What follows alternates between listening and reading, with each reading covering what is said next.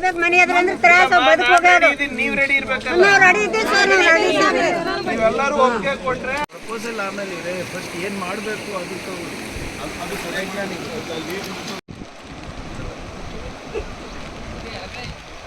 ಒಂದ್ಸರಿ ನೋಡ್ಕೊಂಡು ಬರೋಣ ಎಲ್ಲಾನು ಜೊತೆಗೆ. ಒಂದು 15 ದಿನ ಆದಮೇಲೆ ನಾನು ಕರೆಸಿ ನಾನು ಬರ್ತೀನಿ. ಸ್ವಲ್ಪ ಯಾರ್ಯಾರು ಎಲ್ಲೆಲ್ಲಿ ಶಿಫ್ಟ್ ಆಗ್ಬೇಕಂತ ನೀವು ಅಷ್ಟರಲ್ಲಿ ನೀವೆಲ್ಲರೂ ತಯಾರು ಮಾಡಿರಿ.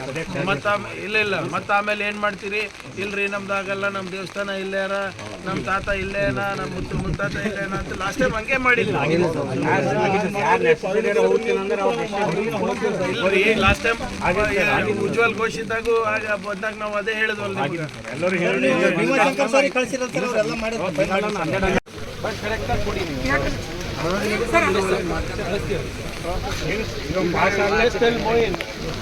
coordinate with everybody.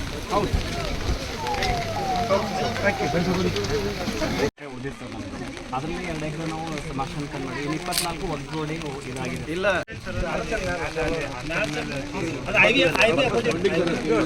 ಅದು ಯಾರ್ದು